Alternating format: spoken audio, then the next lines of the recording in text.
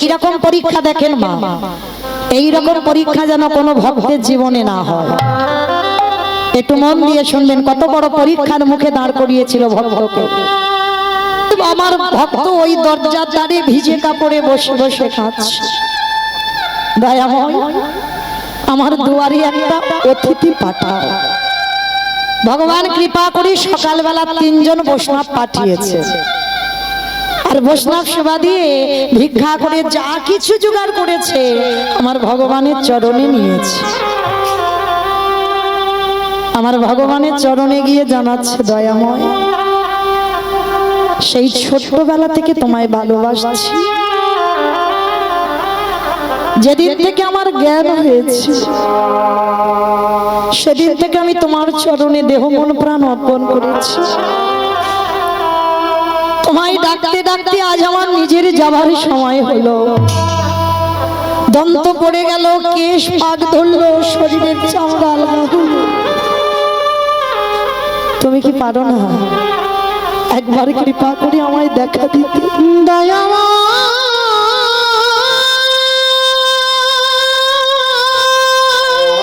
এত ডাকি এত কাঁদি, শুনতে পাও না? দেখা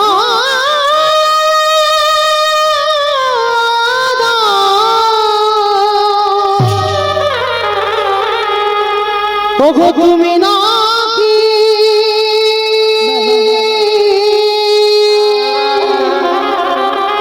করুণা করুণা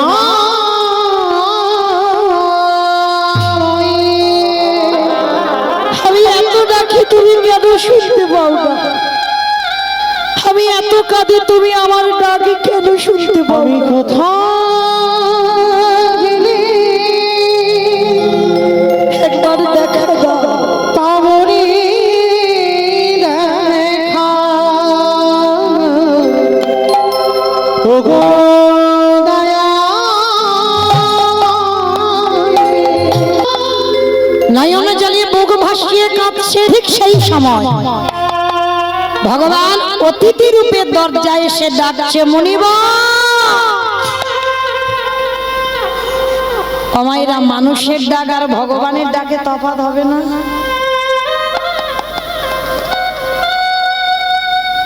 ভগবান যদি কাউকে কোনোদিন ডাকে, সে ডাকটা অন্যদের ডাকের থেকে একটু আলাদা। আর সেই ডাক যদি কোনোদিন তুমি শুনতে পাও, কারোর কাছে বলো না গো, আপন ভজন কথা না কহিবি যথা তথা। সবার কাছে ভজনের কথা বলতে নেই। তুমি যদি ভজনের মানুষ না পাও, সন্দীপনি মনি নিবেদন এখন করেনি, বসে কাঁদছে, আর এদিকে ভগবান দুয়ারে এসে ডাকছে। মনে মনে চিন্তা করছে, তাই তো, এমন হৃদয় জুড়ানো ডাক, এমন কণ্ঠ সত্য কোনোদিন আমি শুনিনি। যেই না ওই পারসটা রেখে দরজায় এসেছে, এসে দেখে না 4 জন বৈষ্ণব দাঁড়িয়ে আছে। আমার ধরে ধরতে পারলো না, চিনতে পারলো না। অত সোজা নয়, ভগবান তোমায় ধরা দেবে অত সহজ? হয়তো ভগবান সর্বদাই তোমার কাছে আছে, তুমি চিনতে পারো না, তুমি ধরতে পারো না। আর মনে রাখবে মা, ভগবান সব সময়, বেশিরভাগ সময় এমন বেশ ধরে আসবে যাকে দেখলে তুমি ঘৃণা বোধ করবে। আচ্ছা বলো তো মা, আগে অতিথি সেবা না আগে ভগবান সেবা? অতিথি জানি সবাই, মানি কত? দুপুরবেলা খেতে বসেছ, কোন ভিক্ষুক এসে বললো, মা কদিন ভালো করে খাওয়া হয়? বাড়ির সবার খাওয়া হয়েছে, তোমার মতো ভাত ডাল পড়ে আছে। কোন ভিক্ষুক যদি এসে বলে, মা দুটো খেতে দিবি? বলো তো দেখি, না খেয়ে কি তাকে খেতে দেবেন? এমন মানুষ জগতে খুব দুর্লভ। বেশিরভাগ মায়েরা বলে ওঠে, আমার হাত জোড়া, তুমি অন্য বাড়ি দেখো। একেবারে খাবার টাইমে তোমার আসতে হলো, এখন দিতে পারবো না, তুমি অন্য বাড়ি যাও, যাবার সময় দুটি চাল ডাল নিয়ে যেও, এখন আমি খেতে বসেছি। চরণ ধরে নিবেদন মা, অনেক সৌভাগ্যের ফলে তবে তোমার দুপুর বেলা খাবার সময় অতিথি আসে। যদি একটা দিন নাই বা আপনার খাওয়া হলো, আগে অতিথি আপ্যায়ন করবে। ভালো তো যায় না ভগবান কখন কোন রূপে তোমার দরজায় আসে। আর ভগবান যদি একবার অতিথি হয়ে তোমার দুয়ারে এসে বহির্মুখ হয়, কোটি কোটি জনমের ভজন সাধন সব তার পিছনে চলে। কোটি কোটি জনম ধরে যে সৌভাগ্য অর্জন করেছো, সেই একজন অতিথির পিছনে চলে যাবে। ওই জন্য সবার আগে মা অতিথি সেবা করতে হবে। অতিথি কাকে বলে? যার তিথি ঠিক নেই, সে দিনক্ষণ দেখে আসবে না।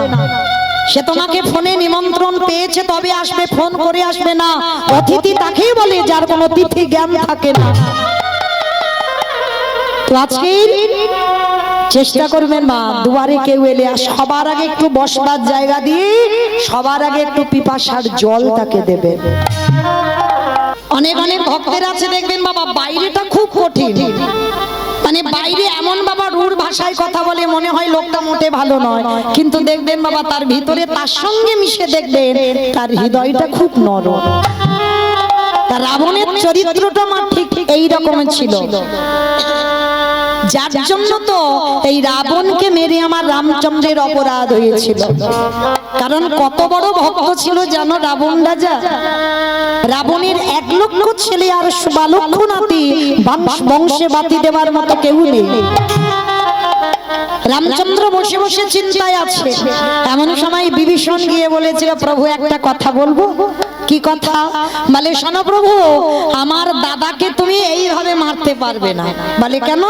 বলে আমার দাদা তো শক্তি আরাধনা করে বেঁচে আছে, তাই তোমাকে শক্তি আরাধনা করতে হবে, তোমাকে শক্তি পূজা করতে হবে। কিন্তু বিভীষণ, আমি যে শক্তি পূজা করব, আমার দলে তো সবাই বানর, আমার দলে সবাই মানব, কেউ তো ব্রাহ্মণ নেই। বলে দাদা প্রভু একটা কথা বলবো, এই লঙ্কার মাটিতে তো একজনই ব্রাহ্মণ আছে, একজনই পুরোহিত আছে, সে কে জানো? যে হলো আমার দাদা রাবণ রাজা। রামচন্দ্র চমকে উঠেছে, অসম্ভব। বিভীষণ তোমার কি মাথা খারাপ? যার মৃত্যুর জন্য আমি দুর্গা পূজা করব, সে কোনোদিন আমার এই পূজা এসে করে দিতে পারে? বিভীষণ হেসে বলেছিল, প্রভু তুমি জানো না পুরোহিত কাকে বলে? জানো পুরোহিত কাকে বলে বাবা? শুধু ওই বৃহস্পতিবারে একটু পুজো করে যাবে, চাল কলা দিয়ে দেবে মনে করলে খুব দিয়েছো না। পুরোহিত তাকেই বলে, ওই পুর মানে নগর, হিত মানে মঙ্গল, যিনি নগরের মঙ্গল করে, নগরের কল্যাণ করে, তিনি হয় জগতে পুরোহিত। রাবণ রাজা তেমনই পুরোহিত ছিল।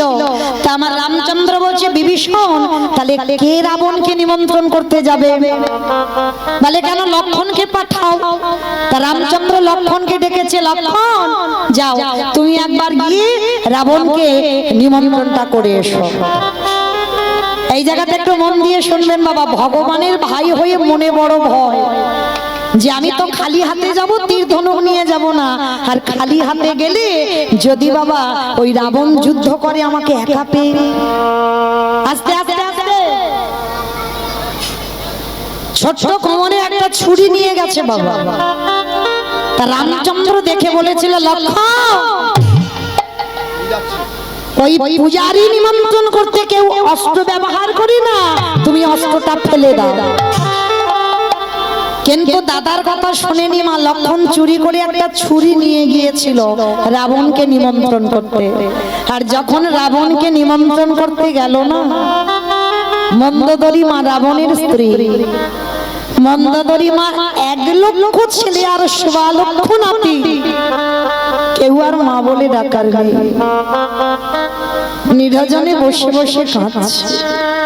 এমন সময় লক্ষণ নিমন্ত্রণ করতে গেছে, দরজায় গিয়ে ডাকছে, মা যেই না মা বলে ডেকেছে, মন্দোদরী মা দরজাটা খুলে দেখছে লক্ষণ দরজায় দাঁড়িয়ে। আর যেই না লক্ষণকে দরজায় দেখেছে, ওই মন্দোদরী মা ওই লক্ষণের হাতে ধরে আজ সিংহাসনে বসাইছি। শুধু সিংহাসনে বসালো না, পাদ্দার মানে ঘটিতে করে জল এনে ভগবানের ভাই এসেছে তো, আর ভগবানের ভাই লক্ষণের পা দুটো ধোয়াচ্ছে। আর এদিকে মা রাবণের কানে একজন খবর পাঠিয়েছে, মহারাজ আমি এক্ষুনি দেখিলাম তোমার সবথেকে যে চিরশত্রু তার ভাই লক্ষণ তোমার বাড়িতে ঢুকলো। আর যখনই সংবাদটা রাবণ পেয়েছে না, ঊর্ধ্বশ্বাসে ছুটতে ছুটতে যাচ্ছে। আর গিয়ে বাবা দরজাটা যেই খুলেছে, দেখে না মা ওই সিংহাসনে লক্ষণ বসে আছে, আর মন্দোদরী নিচে বসে তার চরণ দুটো ধোবাচ্ছে। রাবণ দর্শন করে মন্দোদরীকে বলল, মন্দোদরী হ্যাঁ গো গিন্নি, তোমার বংশে বাতি দেওয়ার মতো তো আর কেউ নেই, তোমার মা বলে ডাকার মতো আর কেউ নেই। হ্যাঁ গো, তুমি পারলে না ওই লক্ষণকে নিয়ে তোমার একটু কোলে করে বসাতে? তুমি সিংহাসনে বসালে পারলে না তুমি একটু কোলে বসাতে? ঠিক আছে, সেটা নয় করনি। হ্যাঁ গো গিন্নি, তোমার চোখের জলের এত অভাবে পড়ে গেল,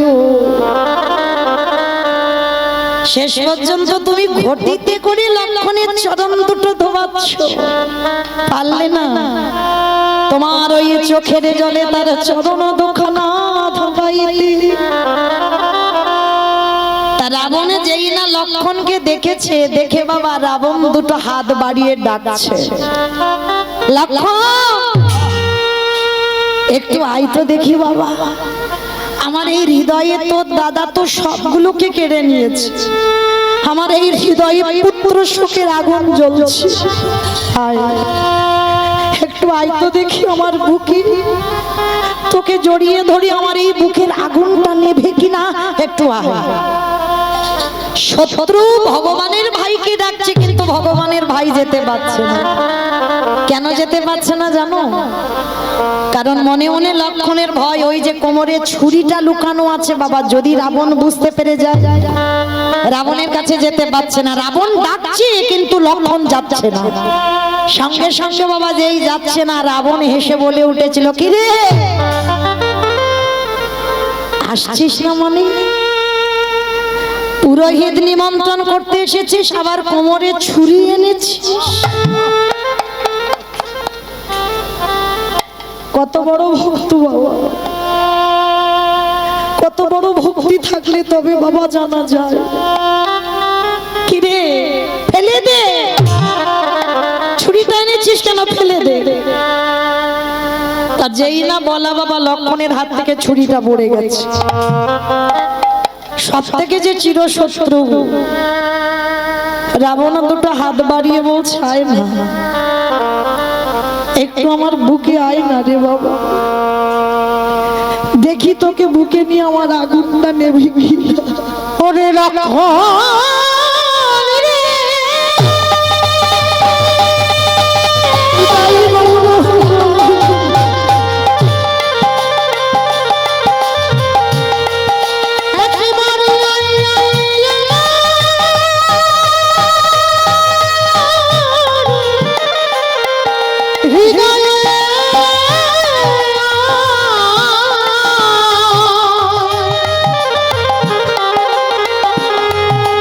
চোখের হৃদয়ে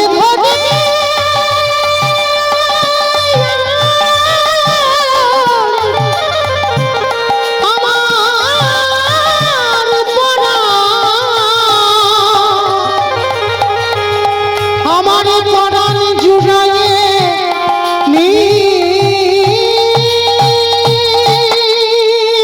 যেই না আমার রাবণ হাত বাড়িয়ে ডাকছে, লক্ষণ যাচ্ছে না। তা যখন এলো না, রাবণ হাত জোড়ো করে লক্ষণের কাছে প্রশ্ন করছে, কি রে, ঠিক আছে আমার বুকে তোর আসতে হবে না, কেন এসেছিস? লক্ষণ মাথা নিচু করে বলছে, আমার দাদা দুর্গা পূজা করছে, আমি নিমন্ত্রণে এসেছি।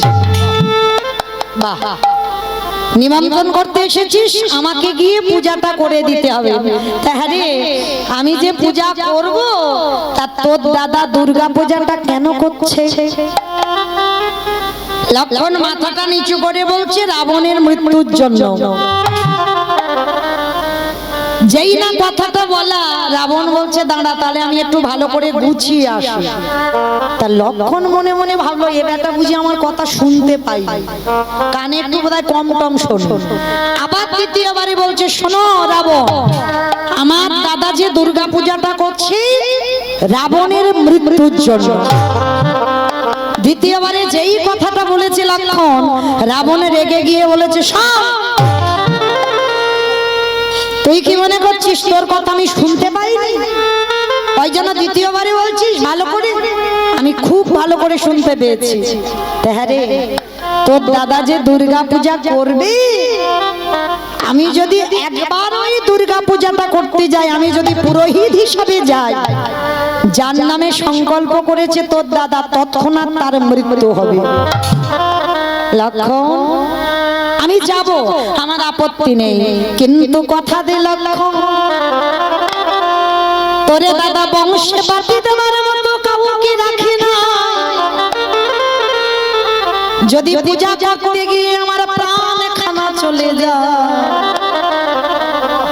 তুই আমার মাথায় হাত দিয়ে একটা কথা দে, আমার ক্রিয়া কর্মটা তুই সম্পূর্ণ করবি। সেদিন আমার লক্ষণ বুঝতে পেরেছিল রাবণের ভক্তিটা। সেদিন লক্ষণ কথা দিয়েছিল, আমি কথা দিলাম তোমার মৃত্যুর পর তোমার কর্মটা আমি করব। এইবার যেই না রাবণ গুছিয়ে ঘরের বাইরে বেরিয়েছে, আর লক্ষণ সবে বেরোবে, এইবার মন্দোদরী মায়া পিছন থেকে ডাক দিয়েছে, লক্ষণ দাঁড়া। আরে মা বলে তো ডেকেছিস, আমার স্তনদুগ্ধ খেয়ে তুই বেঁচে আছিস। বাবা জানেন তো, যেদিন শক্তিশালী বান মেরেছিল লক্ষণকে, বিশল্য করলি পাতা, মৃত সঞ্জীবনী, সতী নারী স্তনদুগ্ধ, এগুলো লেগেছিল। আর সতী নারী লঙ্কায় তো একজন, তিনি মন্দোদরী মা। তা মন্দোদরী স্তনদুগ্ধ খেয়ে প্রাণ ফিরে পেয়েছে। হ্যাঁ রে লক্ষণ, তাহলে আমি তোর মা? মানে হ্যাঁ, তুমি তোমার মা। বেশ, তা মা যদি হই, স্বামীকে নিয়ে যে চলে যাচ্ছিস, একটা জিনিস চাইবো, তুই দিবি বাবা?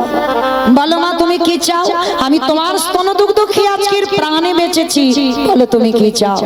খোকা রে, কোন সন্তানকে চায় তার মায়ের শীতের সিঁদুর মুছে দিতে, কোন সন্তানকে চায় তার মায়ের হাতের শাখা ভেঙে দিতে। আরে তুই কেমন ছেলে আমার, কথা দে। তাহলে দিতে যদি হয়, আমার স্তনদুগ্ধ সেবা করে যেমন প্রাণ ফিরে পেয়েছিস, আজকের আমাকে দিতে হবে। কি দিবি জানিস? আমার শীতের সিঁদুর যেন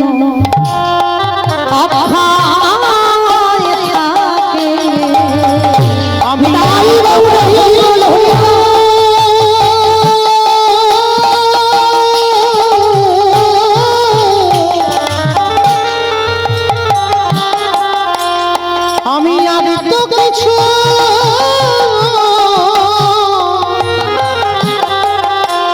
চাই না,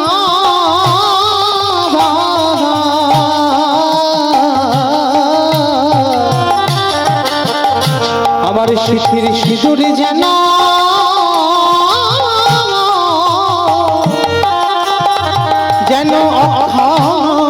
থাকে।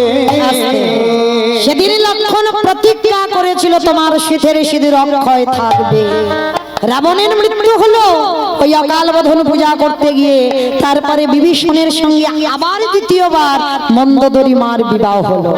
তাহলে সে সিঁদুর মুজলো না, অক্ষয় রয়ে গেল।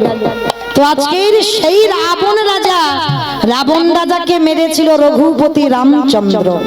আর আমার রামচন্দ্র মেরে আমার রামচন্দ্রের মাথা থেকে পা পর্যন্ত পাপী হয়ে গেল। সেই পাপটা ধুচ্ছে কবে? ত্রেতা যুগে ধুতে পারলো না বাবা, এসে দ্বাপর যুগে কৃষ্ণ অবতারে যুধিষ্ঠির রাজস্বয় যজ্ঞে। অমাইরা যেখান থেকে গিয়েছিলাম আবার ফিরলাম তো, মনে পড়ছে? তাহলে চলো, তাহলে সেই রাবণকে মেরেছিল, পাপী হয়েছিল, আজকের কৃষ্ণ অবতারে যুধিষ্ঠির যজ্ঞে ভক্তদের চরণ ধোয়ার ব্যবস্থা করেছে। তাহলে এইটুকু শুনে কি বুঝলাম? কি এরকম করে কি বলা যায়? ও মাঝে মাঝে ঘুরবো, আচ্ছা ঠিক আছে, মাঝে মাঝে ঘুরছি, ঠিক আছে, অভিমান করো না। তাহলে এইটুকু শুনে, এতটুকু শুনে আমরা কি বুঝলাম? মানুষ মাত্র অপরাধ করব, ভগবান যদি করে আর আমরা করব না, পাপ ফেললেই পাপ। তাহলে কেউ যদি আমরা অপরাধ করে ফেলি, একটা সাধুগুরু বৈষ্ণবের চরণ ধৌত করা, তাও যদি না করো বৈষ্ণবদের একটু এঁঠো পাতা পরিষ্কার করো, তাও যদি না পারো বৈষ্ণবদের উচ্ছিষ্ট একটু ভালো করে গায়ে মেখে নাও। আর যদি নিতে পেরেছ, কোটি কোটি জন্মের অপরাধ থেকে মুক্তি পাবো পাবো পাবো। তো আজকে সন্দীপনী মণি এসে দেখছে চারজন বৈষ্ণব, আর চারজন বৈষ্ণবের চরণ যুগল ধৌত করেছে। আর ভগবান কেমন ছলনাময় দেখো, কাঙালের মতো আঁচলটা পেতে বলছে, মণিবার কিছু খেতে দিতে পারবে আমার? 3 দিন হয়ে গেল গো, কিছু খেতে পাইনি। হায় রে, যার আছে ভগবান তার বাড়ি যায় না, আর যার কিছু নেই যে দিন আনে দিন খায়। ভিক্ষায় গেলে খাওয়া, আর ভিক্ষায় না গেলে খাওয়া হয় না। ভগবান তার ঘুরে গেছে। মনে রেখো মা, ভগবান তো বড় লোকেদের হয় না গো।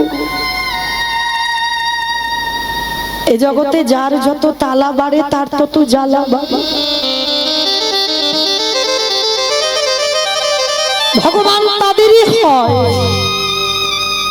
যারা জগতে দিনহীন পথের ভিখারি কাঙাল। ভগবান বলে এ জগতে কৃষ্ণ ভক্ত যারা হয়, যে করে আমার আশ তারে করি সর্বনাশ নয়। ভগবান জীবনে ভক্তের সর্বনাশ করে না। আমরা কীর্তনিয়ারা বলি ভুল, আর আপনারা শুনে যান ভুল। সর্বনাশ করে কোনদিন ভগবান?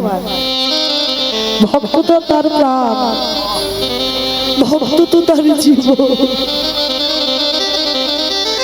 ভক্ত তো তার সব। ভক্ত যদি তার সব হয়, ভক্তের সর্বনাশ কোনদিন ভগবান করি? যে করে আমার আশ তারে করি সর্বনাশ। সর্বনাশ বানান আলাদা, সব নাশ বানান আলাদা। ভগবান কৃষ্ণ ভক্তের আগে সব নাশ করে। কি নাশের কথা বলল? আত্মীয় পরিজন বন্ধু বান্ধব, সব থেকে তুমি যাকে বেশি ভালোবাসতে, চিরজনমের মতো ভগবান প্রথমে তাকেই কেড়ে নেবে।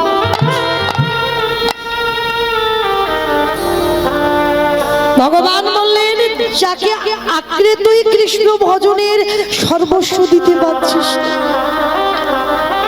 সবার আগে আমি তাকে কেড়ে নেব। তাকে কেড়ে নেওয়ার পরে যদি তুই আমার চরণ না ছাড়িস, তারপরে আমি তোকে আমার চরণে আশ্রয় দেব। আমি যে ভক্তে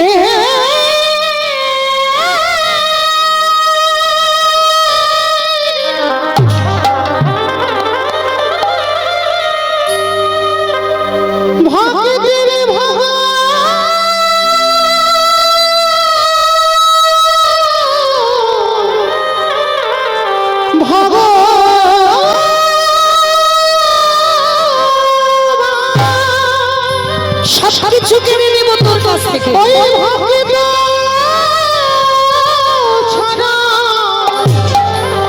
আমি তো কিছু জানি না, তাই তো যুগে যুগে ভক্তির কাছে ছুটে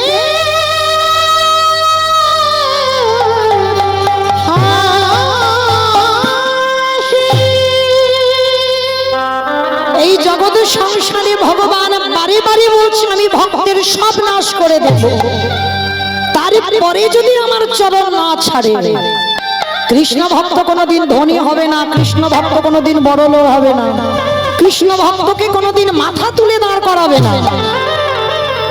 ভগবান চাইবে তার মাথায় যদি একটু ছাদ হয় না, ভগবান চক্রান্ত করে ওই ছাদটাকেও কেড়ে নেওয়ার চেষ্টা করবে। এরাই হলো কৃষ্ণ ভক্ত। দেখেন বাবা, জগতে দেখাতে পারবেন প্রকৃত কৃষ্ণ ভক্ত যারা, তারা সব ধনী হয়েছে, বড় লোক হয়েছে? সব ধনী ছিল, সব রাস্তার ভিখারি হয়েছে। দেখেন জমিদার লালা বাবুর দিকে তাকান, কান্দির জমিদার লালা ছোটবেলা থেকে কৃষ্ণ ভক্তই ছিল গো। বাবার জমিদারিতে থাকতো। যখন এই লালার 12 বছর বয়স হলো, এক ভিখারি এসেছিল, কন্যা দায়গ্রস্ত পিতা। লালা ছোটবেলা থেকে তো একটু দানি ছিল, তা তখন তো লালা ইনকাম করতো না। লালা বাবাকে বলেছিল, বাবা ওই ভিখারি এসেছে, ভিখারিকে একটু 1000 টাকা দিয়ে দাও। ছেলের কথা রাখতে লালার বাবা দিয়েছিল, কিন্তু পরক্ষণে লালাকে বলেছিল, লালা যেদিন তুমি রোজগার করতে পারবে সেই দিন তুমি দান ছত্র খুলো, তার আগে নয়। লালার হৃদয়টা কেঁপে উঠেছিল যে বাবার এত অতুল সম্পত্তি, যে বাবার কোনো কিছু অভাব নেই, একটা ভিখারিকে 1000 টাকা দিতে বলেছি বলে আমাকে বলল যে রোজগার করে তবে দান করো। সেই 12 বছরের ছেলে সংসার ত্যাগ করে চলে গিয়েছিল বাবা বর্ধমানে, 20 টাকা বেতনে কাজ করত। একটা জমিদারের ছেলে হয়ে 20 টাকার বেতনে কাজ করে ওইখানে থাকতো।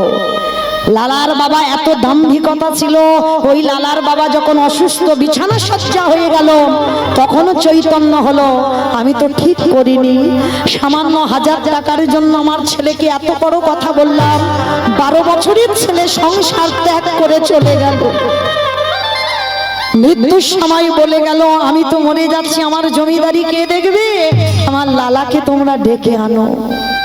লালা বাবু বাবার মৃত্যুর পর এসেছিল, এসে বাবা যে যা চাইতো তাকে দিয়ে দিত। লালা এত দামি ছিল ছোটবেলা থেকে, কিন্তু বাবা কোনোদিন ভাবেনি যে কথাটা একটা ধোপার মেয়ে বলল, বাবুজি বেলা যে যায় বাসনায় আগুন দেবে না বাবুজি গো।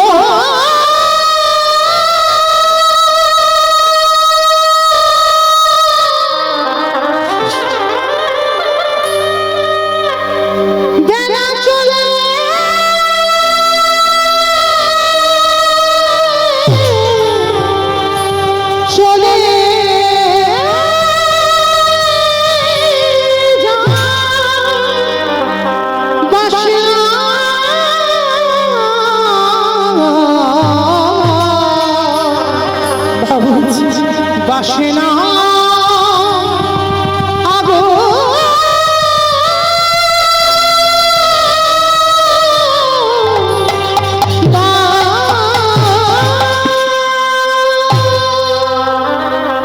লালা বাবুর বিবেক যেন বলল, সত্যি তো আমার জীবনের বেলা চলে যায়, সত্যি তো আমার যাবার ডাক এসেছে। কে যেন বলল, লালা বিষয় বাসনায় আগুনে দিয়ে চলে যা লালা, তুই মধুর বৃন্দাবন থাকিস না। এই রাজ সুখে কৃষ্ণ ভজন হবে না, রাজ ঐশ্বর্যে কৃষ্ণ ভজন হবে। আমি কবে যাব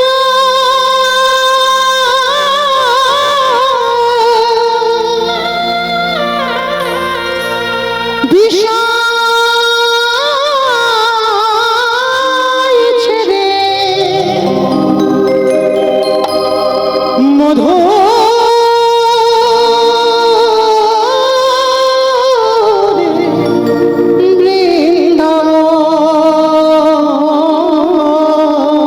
চলে যা লালা, সব ছেড়ে চলে যা। হরে কৃষ্ণ নামে আর ভালো লাগে না, কাঁদেবে না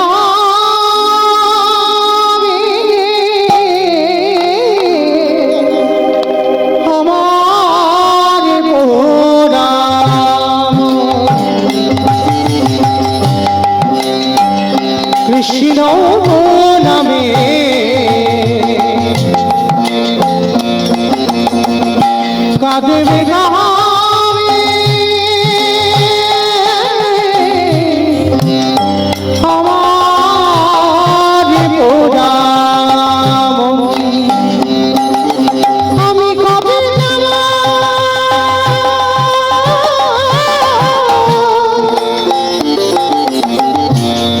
বিশাল ছেড়ে মাধু বৃন্দাবন, কৃষ্ণ নামে কাঁদবে গামে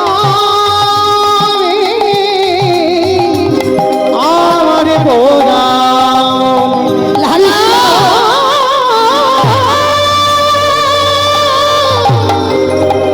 দেখা দে। সবকিছু ত্যাগ করে লালা চলে গেল সংসার ধর্ম ত্যাগ করে। তাহলে দেখো জমিদারের ছেলে হয়ে পথের ভিখারি হয়ে গেল রঘুনাথ দাস। এই নিয়ম সেবার মাসে গিরি গোবর্ধন পরিক্রমা করে এসে জমিদারের ছেলে হয়ে গোবর্ধন দাস আর হিরণ্য দাসের ছেলে ওই রাধা কুণ্ডের তীরে হৃদয়ে হাত চাপড় দিয়ে হারাই হারাই বলে কেঁদে ধুলাই লুটিয়ে পড়ত। হারাদে হারাদে বলে কেঁদে দেহটা সমাধিস্থ করে দিল। যে রঘুনাথ দাসের বাবা জ্যাঠার সম্পত্তি ছিল, এত সম্পত্তি, প্রতিদিনের আয় ছিল 12 লক্ষ স্বর্ণ মুদ্রা। শুধু নবাবকে কর দিতে হতো বাবা 8 লক্ষ স্বর্ণ মুদ্রা। তাহলে কত বড় জমিদার! সেই জমিদারি ফেলে রেখে কৃষ্ণ পাবার লালসায় ছুটল নরোত্তম দাস জমিদারের ছেলে হয়ে হাগৌর প্রাণ গৌর বলে চলে গেল।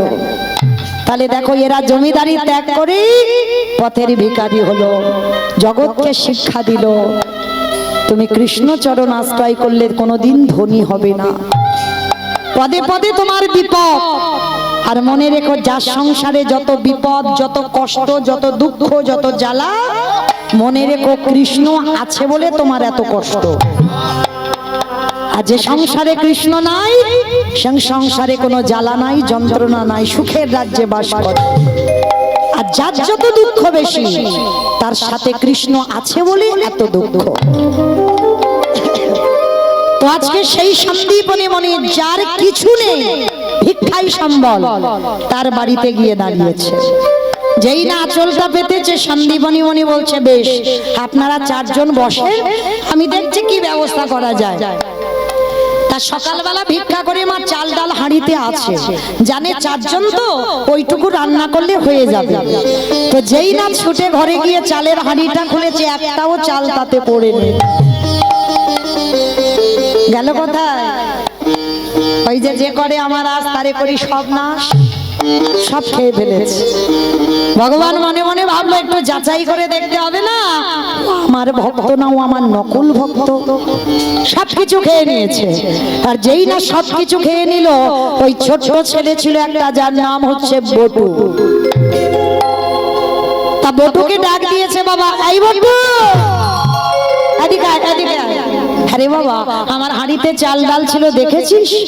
কই না তো বাবা, আমি জানবো কি করে চাল ডাল কোথায় আছে? সে কি তাহলে চাল ডাল গুলো গেল কোথায়? আমি তো রেখে দিয়েছিলাম। বাবা একটা কাজ করো, তুমি কাঁদছো কেন? খোকা রে, আমার বাড়ির 4 জন বৈষ্ণব, ও এই জন্য তোমার চোখের জল। দাও তুমি একটু ঝোলাটা দাও, আমি একটু নগরে ভিক্ষা করে আনি। আরে বাবা তুই পারবি? কেন পারবো না, দাও দেখি, আমি যাব আর আসবো। বাবার কাছ থেকে ভিক্ষার ঝোলাটা নিয়েছে, একেবারে বাবার চরণে ষষ্ঠাঙ্গে দণ্ডবত প্রণাম। কি গো মায়েরা, ছেলে পুলেদের প্রণাম শেখাচ্ছ তো? নিজেরাই করে না ছেলে বলে নিজেরাই করি না তো আবার ছেলে পুলে। মনে রেখো শিক্ষাটা বাবা দেয় না, শিক্ষাটা মায়ের কাছ থেকেই পায়। বাবা হলো বীজ, মা হলো ক্ষেত্র বা মাটি। মাটি যদি নোনা লেগে যায়, মাটির ফসল জীবনে ভালো হবে না, কোনো দিন ভালো হতে পারে না। শুধু মায়ের গন্ডগোলের জন্য মা ছেলেরা গন্ডগোল হয়। আপনারা প্রশ্ন করবেন, মহমিতা তুমি শুধু মায়েদের কথা বলছো, বাবাদের কি ভুল থাকে না? বলে না, এটা তো আমার কথা নয়, আমি তো বলছি না, শাস্ত্র তো বিধান দিয়ে দিয়েছে। এই যে কদিন আগে মহালয় হলো না, দেখেছো? অসুর আর দেবতাদের যুদ্ধ হলো। এরা তো অন্য কেউ নয় মা, এরা তো সব ভাই ভাই, সব ভাই ভাই। এদের বাবা একটাই, মাগুলো শুধু আলাদা। তাহলে এর দ্বারা কি প্রমাণ হচ্ছে? বাবা তো একটা ছিল, তাহলে মাগুলো আলাদা বলে কোন মায়ের সন্তান হয়েছে দেবতা আর কোন মায়ের সন্তান হয়েছে অসুর। কেন? মনে রাখতে হবে বাবা, স্বামীর কাছে যে যাবেন, সন্তান যে কামনা করবেন, সে সময় তিথি নক্ষত্র জ্ঞান তোমার থাকতে হবে। তোমাকে স্বামীর কাছ থেকে আঁচল পেতে ভিক্ষা চাইতে হবে যে আমার একটা কৃষ্ণ বলা সন্তান দাও। যেমন তেমন ভাবে গেলে হবে না, যে কোনো তিথি নক্ষত্রতে গেলে হবে না। ওই জন্য তো বলছে বাবাদের দোষ নয়, দোষটা হচ্ছে আমাদের মতো নারী জাতিদের। এই কথা পরিষ্কার করে বোঝাতে গেলে বাবা একটু গ্রন্থের দিকে দেখতে হবে। কশ্যপ মুনির বাবা 4টে পাট রানী ছিল, দিতি, অদিতি, কদ্রু, বিনতা, 4টে রানী ছিল কশ্যপ মুনি, পাট রানী। আরো 17টা স্ত্রী ছিল, কিন্তু পাট রানী ছিল 4 জন। আর 4 জনকে রেখে বাবা 12 বছর তপস্যায় গিয়েছিল কশ্যপ মুনি। ভালো করে মা এই জায়গাটা শুনবেন, তাহলে বুঝতে পারবেন। বাবাদের দোষ দিতে পারবেন না, দোষটা আমাদের নিজেদের নিতে হবে। একটু শুনে দেখেন তো। এবার 12 বছর তপস্যায় গেছে, 4টে রানী বসে বসে কাঁদছে, কিছুতেই বাবা তপস্যায় বসতে পারছে না, চঞ্চল হয়ে যাচ্ছে। তো 12 বছর পর কশ্যপ মুনি ফিরে এসে 4টে রানীকে ডেকেছিল, বড় রানী, মেজ রানী, কি ব্যাপার তোমরা 4 জনে বসে বসে কাঁদছো, ওদিকে আমার তপস্যায় ব্যাঘাত হচ্ছে, বলো কি হয়েছে, কি চাও তোমরা? তোমাদের তো কিছু অভাব রাখিনি আমি। বলে স্বামী তুমি কিছু অভাব রাখোনি ঠিক, কিন্তু আমরা 4 জনে তোমার কাছে একটা সম্পদ চাই। বলে কি? বলে আমরা 4 জনে মা হতে চাই। বাহ, এ তো ভালো কথা বলেছো, তবে শোনো আমি তো যোগী পুরুষ, আমি কারোর ঔরসজাত সন্তান দিতে পারবো না। আমার আশীর্বাদে তোমরা 4 জনে আমার পরশেই মা হবে। যাও স্নান করে এসো, আর স্নান করে শুদ্ধ বসন পরিধান করে আমার কাছে এসো। আর আমার কাছে এসে যে যেমন সন্তান চাইবে আমি তার গর্ভে তেমনই সন্তান দান করব। 4 জন রানী স্নান করে এসেছে। এইবার বাবা বড় রানীকে প্রথম ডেকেছে, অদিতি, বড় রানী এসো, বলো তুমি কেমন ছেলে চাও? বড় রানী করজোর করে বলছে, স্বামী সন্তান যদি দিতে হয় এমন সন্তান দাও যে সন্তানের জন্য যেন আমার জগৎ জোড়ার নাম ডাক হয়। বেশ, কশ্যপ মুনি আশীর্বাদ দিল, তোমার গর্ভে যারা আসবে তারা হবে সবাই দেবতা। দেবতাদের মা হলো অদিতি। বেশ, এইবার মেজ রানীকে ডেকেছে, মেজ রানী এদিকে এসো, বলো তুমি কেমন ছেলে চাও? বাবা লক্ষ্য করবেন, একটা পুরুষ কিন্তু একটা পুরুষকে হিংসা করে না, বেশিরভাগ সময় একটা নারী নারীকেই হিংসা করে। দেখবেন যে শাড়ি একটা মেয়ে যদি পরে যায়, দেখবেন ওর থেকে ভালো শাড়ি আমার আলমারিতে আছে, কিন্তু ওটাই পছন্দ, ওই শাড়িটা আমার চাই। এই যে হিংসাটা, ওইটা আমার লাগবে। একটা নারী আর এক নারীকে হিংসা করে। তো যেই না অদিতিকে দেওয়া হয়ে গেল, মেজ রানী এসে রেগে গিয়ে বলছে, আমি আর কি চাইবো? তুমি তো মাথাটা বড়দিদিকে দিয়ে দিলে, আমার ভাগে আর ভালো কিছু আছে? আরে বাবা তুমি রেগে যাচ্ছ কেন মেজ রানী? বলো না তুমি কেমন সন্তান চাও। ঠিক আছে, যদি দিতে হয় আমার গর্ভে এমন সন্তান দাও যেন ওই বড়দিদির সন্তানের থেকে আমার সন্তানরা দ্বিগুণ শক্তিশালী হয়।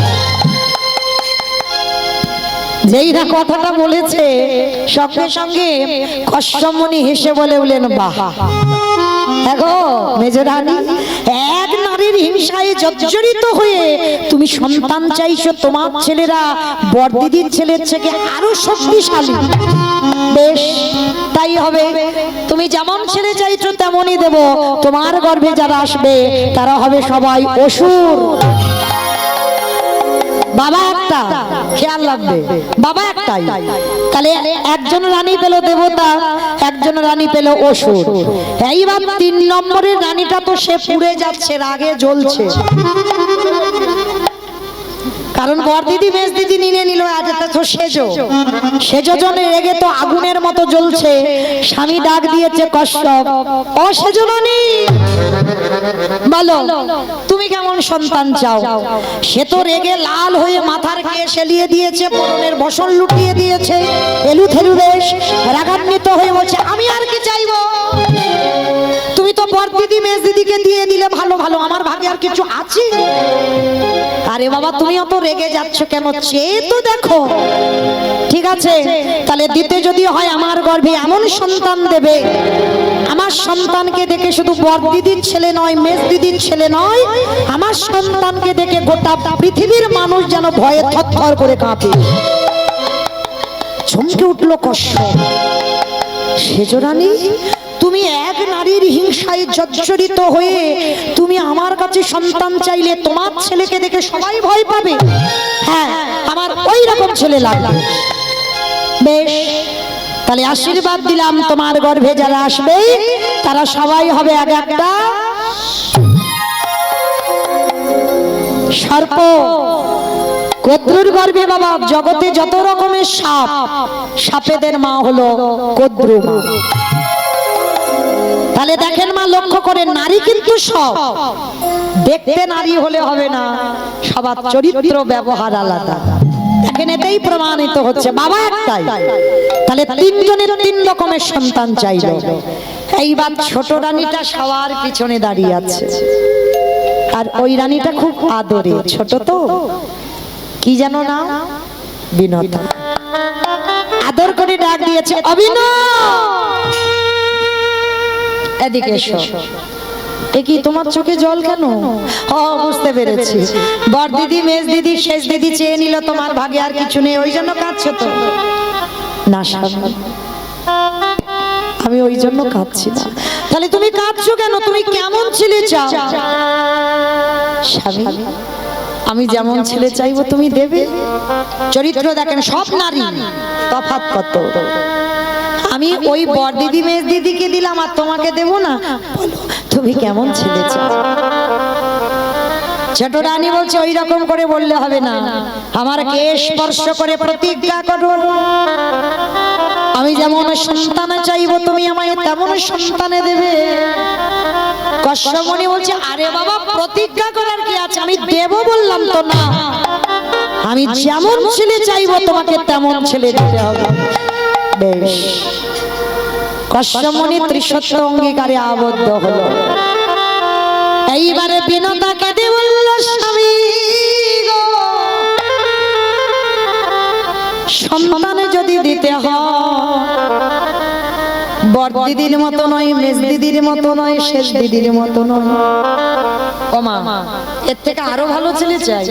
বেশ বলো তুমি কেমন ছেলে চাও? আমায় বেশি বেশি সন্তান লাগবে না, তুমি আমার গর্ভে একটা সন্তান দিও। কি গো মা সন্তান বেশি দরকার নেই, 10-এর যেন একজন হয়, একটা ছেলের জন্ম দাও, সে যেন 10 জনের একজন হয়ে দাঁড়ায়। সমাজে প্রত্যেকটা মানুষ যেন বলে এ সন্তানের মতো সন্তান জন্ম দিয়েছে। তাহলে 10টার দরকার নেই। আজকের বিনতা মা কেঁদে বলেছিল বর দিদি মেজ দিদির মতো আমার অত লাগবে না, আমার গর্ভে একটাই সন্তান দাও। স্বামী তোমার চরণে জানাইয়ে লাগলাম, যে সন্তান তুমি আমার গর্ভে দেবে সে যেন কৃষ্ণ বলে বলে দিতে পারে। তাই গৌর প্রেমানন্দে হরি বল।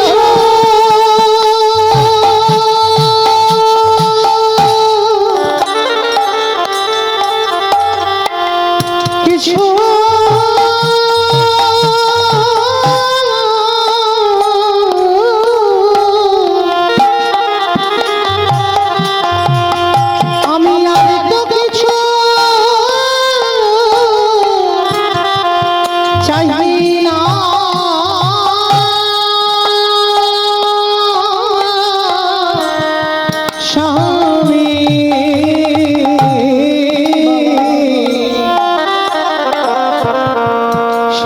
কৃষ্ণ বলে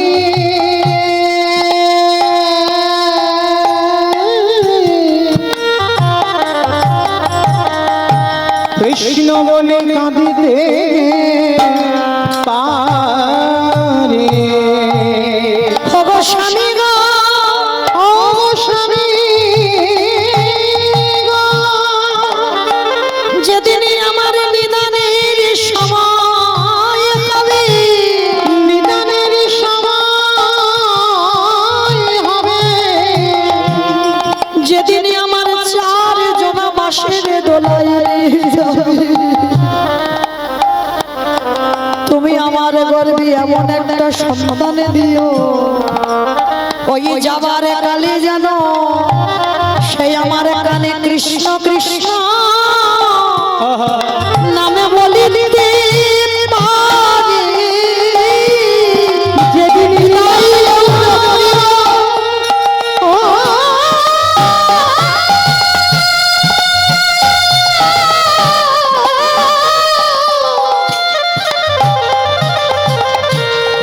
যেদিন আমার নিদানের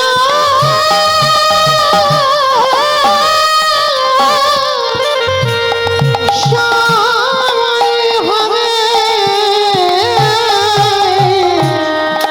সেদিনই যেন কৃষ্ণ কৃষ্ণ নাম বলে পারে। সেদিন কশ্যপ মুনি বলেছিল, বিনতা গো, তুমি আমার বউ নয়, তুমি আমার স্ত্রী নও, তুমি হলে আমার সহধর্মিণী, তুমি হলে আমার ভজনের অধিকারী। তাই যদি কোনো জন্মে আমি সহধর্মিণী পাই, তোমার মতো ঘরণী যেন আমি জনমে জনমে পাই। তাই আমি স্বামী হয়ে তোমার মাথায় হাত দিয়ে আশীর্বাদ করলাম, তুমি বেশি নয়, তুমি দুটো সন্তানের জননী হবে। একটা হবে সূর্য বাহন অরুণ পাখি, আর একটা হবে যার নাম হবে গরুড় পাখি।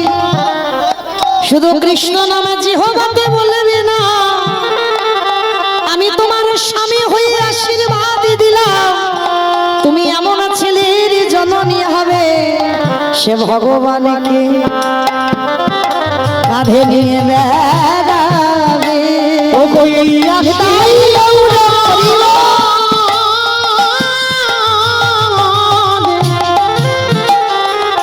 ও এই আশীর্বাদ করলাম তোমার, ভগবানকে কাঁধে নিয়ে বেড়াবে। আর যদি কাউকে কাঁধে নেওয়া যায় বাবা, তার চরণখানা পড়বে কোথায়? গরুর পাখি সারা জীবন যতদিন বাজলো বিষ্ণু চরণ বুকে ধরলো। সেদিন বিনতা কেঁদে বলেছিল, স্বামী গো, তোমার মতো স্বামী যেন জনমে জনমে পাই, তুমি যে আমার গর্ভে কৃষ্ণবালা পাখি দিয়েছ। তাহলে এইটুকু শুনে মা কি বুঝলাম? গন্ডগোল কাদের? বাবাদের না, গন্ডগোল আমাদের মতো নারীদের, আমরা চাইতে জানি না। তাহলে স্বামীর সঙ্গ যে করতে যাব, স্বামীর কাছে তো চাইতে হবে আমার কৃষ্ণ বলা সন্তান দাও। ওই দুজনে যদি নয়ন জলে ভেসে ভগবানের চরণ আশ্রয় করে যদি একটা পুত্র সন্তানের জন্ম দাও, সে সন্তান কোনোদিন অসৎ পথে যাবে না, সে সন্তান কৃষ্ণ বলা সন্তান হবে, হবে, হবে। নিতাই গৌর প্রেমানন্দে। হরি বল হরি বল। আমা কোথায় ছিলাম যেন? কোচিং সেন্টারে। আই দেখো নাকি কোচিং সেন্টারে ছিল। লীলাই কোথায় ছিল? ছোট্ট ছেলেটা বাবাকে বলল, বাবা, বাবার চরণে দণ্ডবত প্রণাম করে ভিক্ষার ঝোলাটা নিল। কি মা মনে পড়ছে? চলেন, যেখানে ছিলাম আবার সেখানে চলে এলাম। এটাই তো নিয়ম বাবা, তথ্য যেখানে যাই না কেন আবার ঘুরে ফিরে ফিরতে হবে। তাহলে চলো আবার এখান থেকে যাই। তা বাবা যেই না আশীর্বাদ করলো, ছোট্ট ছেলেটা ভগবানের মন্দিরে গিয়ে জানাচ্ছে, প্রভু, আমার জন্য নয়, আমার বাবা মার জন্য নয়, আমি যাচ্ছি বৈষ্ণব সেবার জন্য ভিক্ষায়। দেখো আমি যেন দুটি চাল ডাল পাই। ভগবান তো ওদেরই বাড়িতে বাবা ছদ্মবেশে বসে আছে, মনে মনে ভাবছে, হায় হায় হায় হায় হায়, আজকে এলাম আমি ওর বাবাকে পরীক্ষা করতে, ও বেটা এখন ছদ্মবেশে যাচ্ছে, ওর বাবার সামনে ঢাল হয়ে দাঁড়াচ্ছে। যাই এবার ছেলেটাকে একটু পরীক্ষা করতে হবে। আমার কিরকম পরীক্ষা করেছে জানো? ভগবান নিজের দেহ থেকে একটা বটুর মূর্তি বের করেছে, আর আসল বটু যাওয়ার আগে ভগবান বটু সেজে গোটা গ্রাম ভিক্ষা করে নিয়ে চলে এসেছে। আচ্ছা বলো তো মা, আপনাদের এই যে আমরাতলায় যত যত বাড়ি আছে, সব বাড়ি থেকে যদি একটা ছোট্ট ছেলে ভিক্ষা করে নিয়ে আসে 5 মিনিট আগে, সেই ছেলেটা যদি আবার 5 মিনিট পরে যায়, ভিক্ষা দেবেন? মেরে তাড়া করবো না? ভগবানের লীলাটা দেখেন কেমন। এবার আসল বটু তো জানে না যে ভগবান ভিক্ষা করে নিয়ে চলে এসেছে। এইবার আসল বটু যাচ্ছে, কৃষ্ণ ছাড়া কে যাচ্ছে আমার,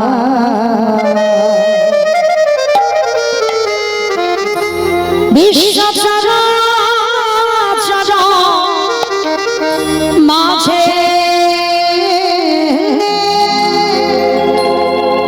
বিশ্ব চরাচর মাঝে কৃষ্ণ ছাড়া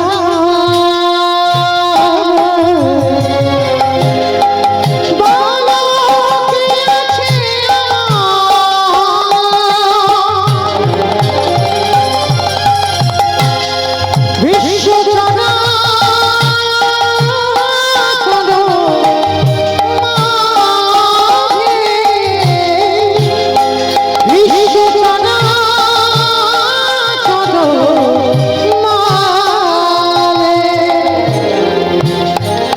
ছিল জামা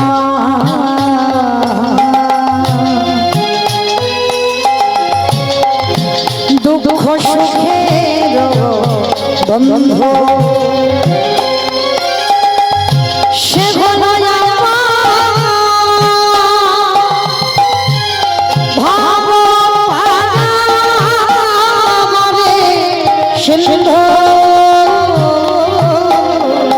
ভাবে সিন্ধু ছিল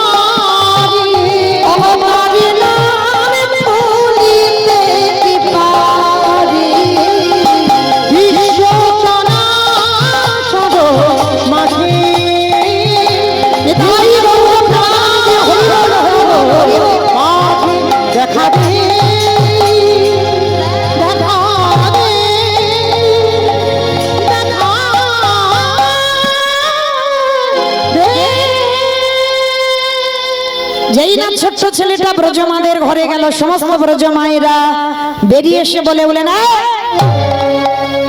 সকালবেলা তোর বাবাকে ভিক্ষা দিয়েছি, তুই 5 মিনিট আগে ভিক্ষা করে নিয়ে গেলি, আবার আবার তোর বাবা তোকে পাঠিয়েছে। দেখাচ্ছি মজা তোকে, দাঁড়া দেখাচ্ছি। সবাই মিলে বেতের বাড়ি নিয়ে 5 বছরের বটুকে বেতের আঘাত, দূর হয়ে যা, বেরিয়ে যা, কৃষ্ণ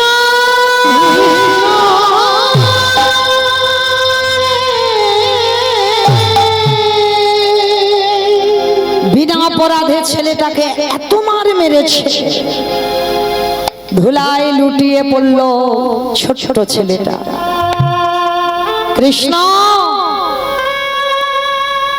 এ জীবনে যদি অতিথি সেবা দিতে না পারি, এ জীবনে যদি বৈষ্ণব সেবা না হয়, এ জীবন রাখবো না।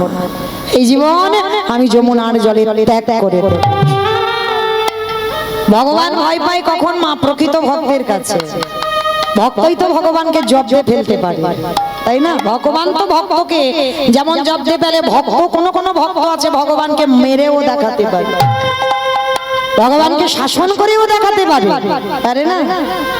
যেমন আপনারা যাবেন দক্ষিণেশ্বর কালীবাড়ি মা শ্রী শ্রী রামকৃষ্ণ পরমহংসদেব পায়খানায় বসেছে, আর ওই দক্ষিণেশ্বরের নদী থেকে একটা কচি শশা ভেসে যাচ্ছে। কি গো, আমরা সূচি অসুচি বিচার করি না, ঠাকুরের সূচি অসুচি ছিল না। সেই পায়খানা করা অবস্থায় সে জলে নেমে যেই না শশাটা ভেজে যাচ্ছে, বাবা ওই শশাটা সে জল শোষটা করেনি বাবা, সেই পায়খানা করা অবস্থায় শশাটা নিয়ে ছুটে গেছে মার কাছে, গিয়ে শশাটা মার সামনে ধরে বলছে, ও মা খাবি না? তবে মায়েরা এই যে আর কদিন পরে বৃহস্পতিবারে তো মায়ের পূজা, তাই না? তবে এই মায়ের পূজা প্রথম সৃষ্টিটা করেছিল কে? মায়ের পূজাটা দিয়েছিল কে প্রথম? হরি বল। একটুখানি বলি ছোট করে, আমার জন্য নয়, ভক্তদের জন্য, আমার এই ছেলেগুলোর জন্য। জয় রাধে। তো যাই হোক, একটুখানি বলি, এই যে প্রথম কালী পূজাটা বাবা করেছিল কি জানো? আমার নিমাই পণ্ডিত নবদ্বীপে পাণ্ডিত্য অর্জন করেছিল, টোলে পড়াশোনা করেছিল। আর নিমাইয়ের একজন বন্ধু ছিল যার নাম কৃষ্ণানন্দ আগম বাগীশ। নিমাই আমাদের এই ধর্মগ্রন্থ নিয়ে পড়াশোনা করেছিল, আর এই কৃষ্ণানন্দ আগম বাগীশ তন্ত্র সাধনা করেছিল। কোথায়? কাশীধামে গিয়ে। আর কাশীধামে গিয়ে বাবা তন্ত্র সাধনা করে রাতের বেলা করে ওই কৃষ্ণানন্দ ঘুমায়, আর ঘুমের ঘরে মায়ের একটা প্রতিচ্ছবি চোখে ভেসে ওঠে, কিন্তু স্বপ্নে যেটা দেখে সেটা বাস্তবে দেখতে পায় না। মানে আসল রূপ কোনটা এইটা আমাদের জানতে হবে, মায়ের প্রকৃত রূপ কোনটা। অনেক রূপ আমরা দেখতে পাই, কিন্তু প্রকৃত রূপ মায়ের কোনটা? তো কৃষ্ণানন্দ আগম বাগীশ বাবা যেন দিশেহারা হয়ে যাচ্ছে, আমি স্বপ্নে এক দেখি আর আমি বাস্তবে এক দেখি, কোনটা ঠিক আর কোনটা ভুল বুঝতে পারছি না। একদিন ঘুমিয়ে আছে, আমার মা স্বপ্ন দিয়েছে, কৃষ্ণানন্দ কোনটা আসল আর কোনটা নকল তুই দিশেহারা হয়ে যাচ্ছিস, বুঝতে পারছিস না, যা চলে যা। কোথায়? নবদ্বীপে। সুরধনী গঙ্গা স্নান করবি, সুরধনী গঙ্গা স্নান করে ভোরের বেলা তুই ওই গঙ্গা স্নান করে শুদ্ধ হয়ে ওই ভিজা বসনে আসবি।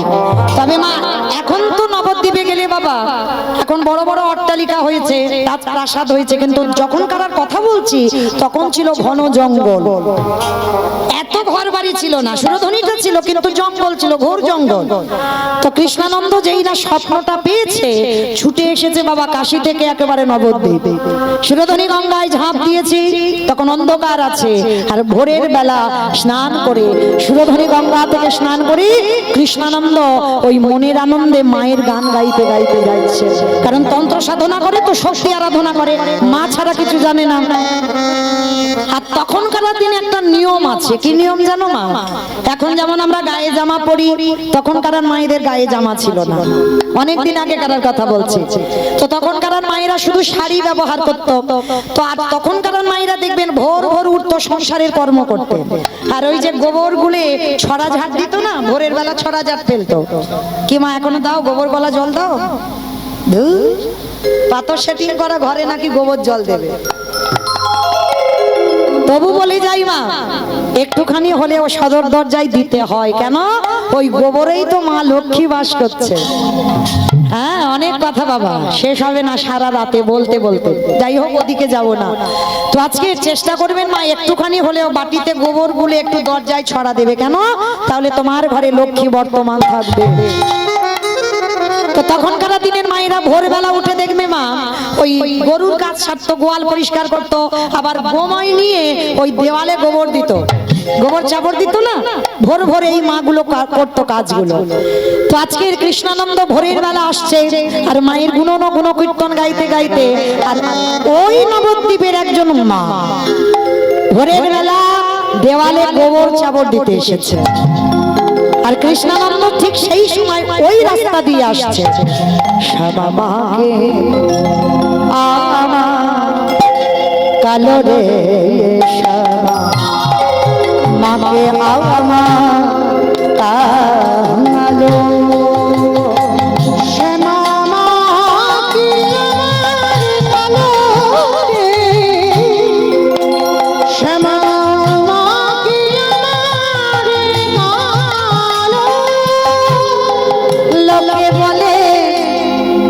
কালি কালো লোকে বলে কালো,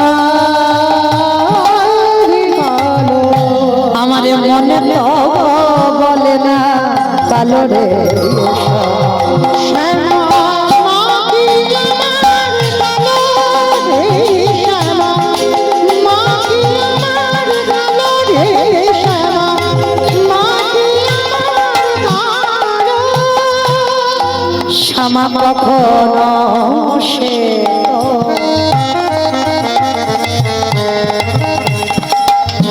কখনো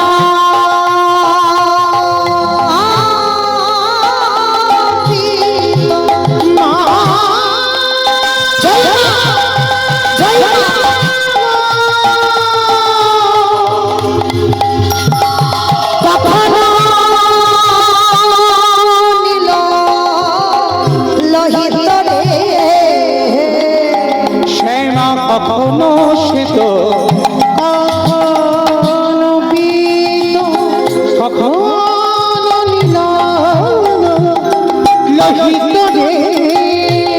আগে তো বুঝিনি এমন জন আমি আগে তো বুঝিনি এমন জননী, আমারে ভাবিতে জনম গেল রে শ্যামা মাটি আমার কালো রে, শ্যামা মাটি আমার কালো। হরি বল হরি বল হরি বল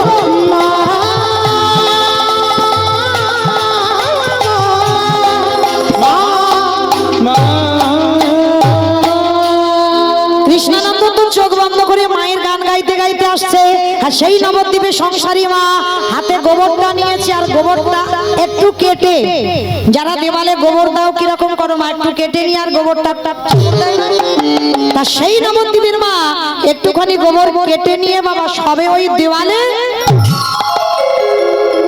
আর সবে দিতে গেছে, আর মায়ের ওই বক্ষ থেকে আঁচলটা শাড়ি পরেছিল তো শাড়িটা একেবারে খুলে গেছে। যেই না খুলে গেল কৃষ্ণানন্দ ওই সোজাসুজি আসছিল, হাতে আছে একটা গোবরের তাল, একটুখানি গোবর কেটে নিয়ে হাতটা তুলেছে, আর মায়ের পরনে কিছু না।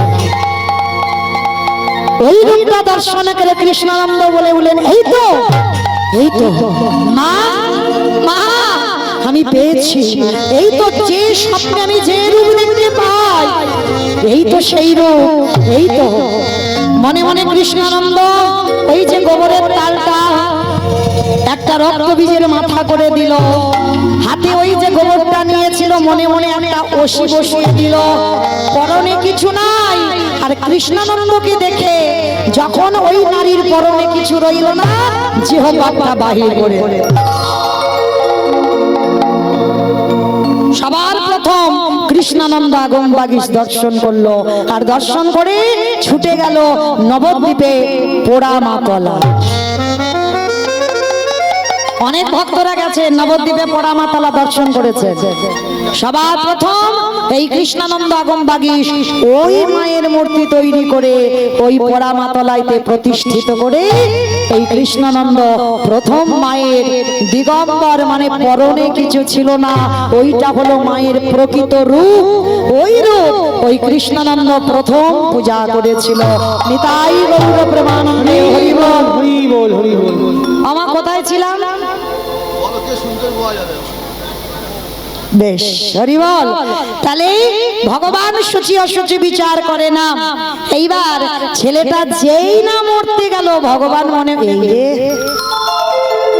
ছেলেটাকে বাঁচাতে হবে, ভগবান একটা পাখি হয়ে বলে গেল এই শোন তোকে মথুরায় কেউ দিল না, সোজা বৃন্দাবন চলে যা, বৃন্দাবন গেলেই চাল ডাল পেয়ে যাবে। আর যেই না বাবা বৃন্দাবন গেছে সঙ্গে সঙ্গে বাবা মা পূর্ণমাসী চাল ডাল আলু সবজি যা যা দরকার পুটলিতে বেঁধে দিয়েছে, মানে আনন্দ এলেই অতিথি সেবা হবে। অত সোজা নয়, এখনো ঘষে মেজে নেওয়ার বাকি আছে। ভগবান ভক্তকে পরীক্ষা করবে বলে মনে মনে ভাবছে প্রথম পরীক্ষাটা তোর লোকের কাছে মার খাইয়ে করেছে, এইবার দ্বিতীয় পরীক্ষাটা ভগবান ওই যমুনা থেকে যাতে ছেলে আসতে না পারে তার জন্য কুর্ম হয়ে জলের তলায় বসে আছে। কি গো? কুমড়ো কুমড়ো কোনটা, কচ্ছপ কুমির না কুমড়ো? কচ্ছপ, কুমির নয়, কচ্ছপ। ভগবান সত্যযুগে কচ্ছপ হয়েছিল। ভগবানের তো 10টা অবতার, সত্যযুগে খালি 5টা, মৎস্য কুর্ম বারাহ নৃসিংহ বামন সত্যযুগে।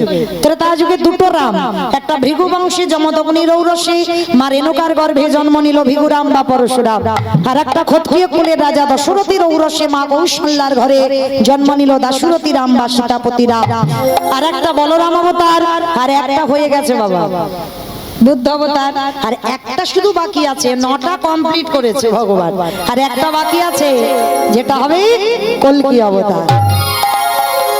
তা ভগবান সত্যযুগে সমুদ্র মন্থনের জন্য কচ্ছপ হয়েছিল। কেন জানো? ওই মন্দার পর্বতকে যখন ওই মা ধরিত্রীর বুকে রেখেছিল, ভগবান ভাবলো মা ধরিত্রীর বড় কষ্ট হবে, ওই জন্য ভগবান কচ্ছপ হয়ে নিজের পিঠটা পেতে দিয়েছিল। আর নিজের পিঠের উপরে ভগবান কত দয়ালু দেখেন, ভগবান কত দীনতার প্রতিমূর্তি দেখেন, ভগবানের পিঠের উপরে ওই মন্দার পর্বতটাকে বসানো হলো, আর বাসুকী নামকে ওই দড়ি করে মন্থন করা হলো। তাহলে সেদিন সমুদ্র মন্থনের জন্য কচ্ছপ হলো, আর আজকের লীলায় ভক্তকে পরীক্ষা করবে বলে কচ্ছপ হয়েছে। চুপটি করে বসে আছে জলের তলায়, আর বটু তো জানে না, চাল ডালটা নিয়ে নাচতে নাচতে নাচতে নাচতে পর তো পর বাবা একেবারে পাটা পড়েছে কচ্ছপের পিঠে।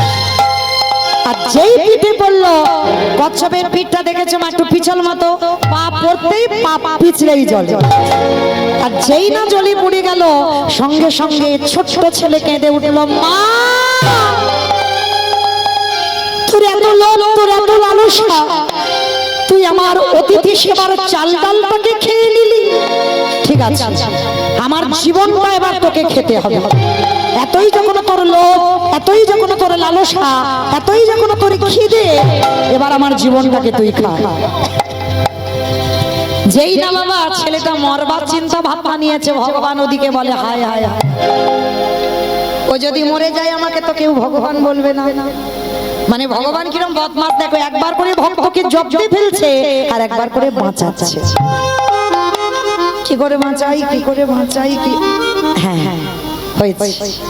ওরই বাবাকে ডেকেছে, মনিবা তুমি কেমন বাবা? ছেলেটা সেই যে গেল এখনো ফিরছে না, তুমি বাবা হয়ে খোঁজ খবর নেবে না? যেই না বলা, বাবা মনে মনে ভাবছে তাই তো, এত তো দেরি হবার কথা নয়, দাঁড়াও দেখি তো ছেলেটা কোথায় গেছে। তাড়াতাড়ি করে বাবা ছেলেটাকে খুঁজবার জন্য ওই যমুনার ঘাটে এসেছে, আর দেখে না ছেলে ততক্ষণে গলা পর্যন্ত জলে নেমে গেছে। মানে আর একটু যদি পা পিছলায় ছেলেটা জলে ডুবে যাবে। আর বাবা পিছনে গিয়ে ডাক দিয়েছে, এই খোকা আগে শিগগিরই ওঠ, সর্বনাশ সাঁতার জানিস না তুই, জলে নেমেছিস কেন, আগে ওঠ বলছি। মারা হলো না, কারণ মা যত মরি মরি করো না কেন, মরাটা সোজা নয়। সোজা মরাটা কি গো, মরি বললে মরা হবে? বিষ খেলে হয়ে যাবে, বিষ খেলে। কিরকম কথা?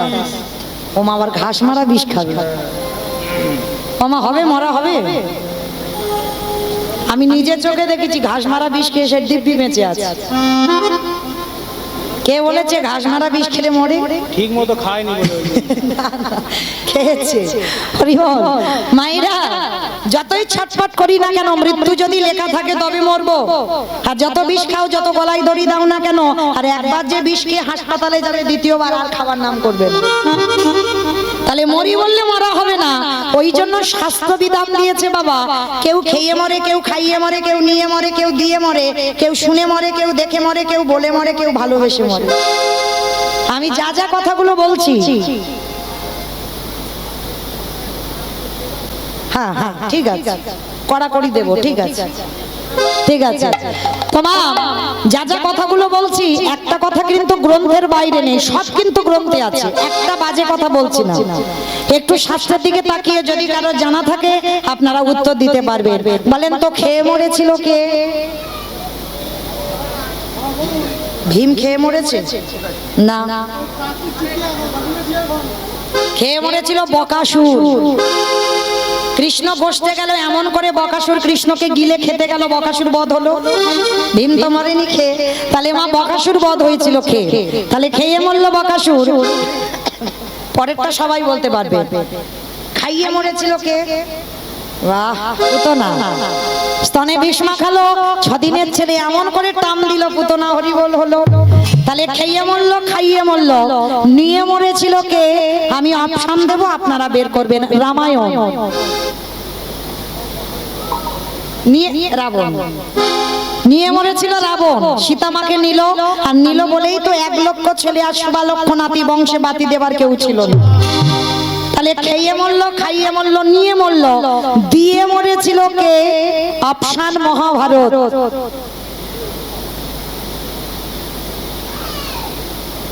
বলো, একটু ভাবতে হবে, আমি শুধু একা ভাববো?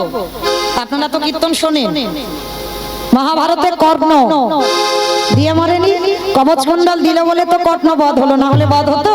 হতো না। তাহলে খেয়ে মরলো, খাইয়ে মরলো, নিয়ে মরলো, দিয়ে মরলো, শুনে মরেছিল কে? অপশন মহাভারত। না, দ্রোণাচার্য। বাহ, অস্ত্রগুরু দ্রোণাচার্য।